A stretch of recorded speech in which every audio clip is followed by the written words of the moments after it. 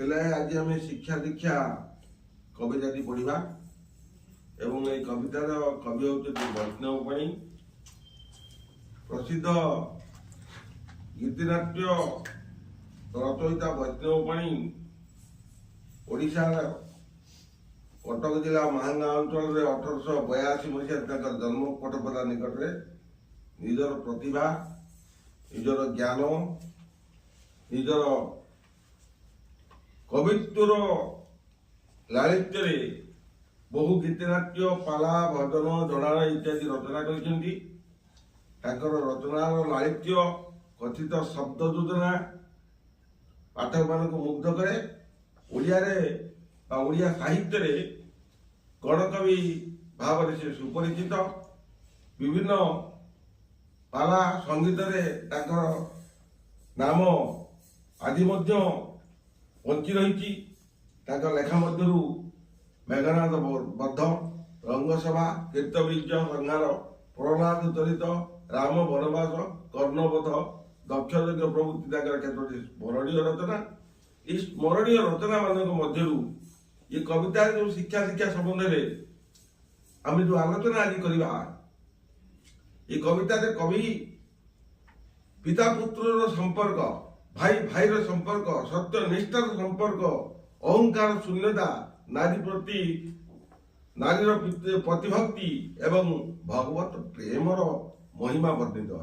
दर्शक मान संबोधन कर रामबाणवास लिखा एवं ये कवितार पृष्ठभूमि होची ये कविता कवि वैष्णव पाणी रामवनवास गीतनाट्य संगृहित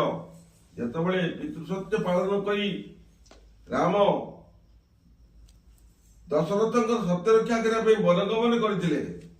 जाते किए पत्नी सीता अनुज लक्ष्मण रामकर वनगमन बेले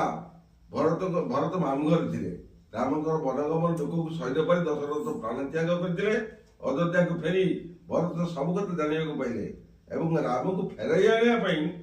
भरत अन्वेषण जाते चित्रकूट नाम स्थान में भाई मान देखाई अयोध्या फेरवा लगी रामचंद्र को भरत बहु अनुरोध विनय करे किंतु पितृसत्य पालन करने निमंते प्रतिज्ञाबद्ध थे एवं भरत को निजर सान भाई भरत प्रति अधिक स्नेह प्रकट जाइए भरत अन्य पक्ष पिता सत्य तुम अनुरूप बड़ी तुम्हें मोर अनुपस्थित एवं अयोध्यार सिंहासन आरोहण करी प्रजा मान को निजर संतान रूपे पालन करने निर्देश थिला एवं 14 वर्ष पर पुणी पुनराय फेरिले सिंहासन से बसवे रामायण वर्णित आख्यायित शिक्षणीय दिग उपर राम वनवास गीतनाट्य कवि वैष्णव पाणी रचित ये गीतनाट्य शिक्षण दिग को पठित कवितार प्रतिपादन कर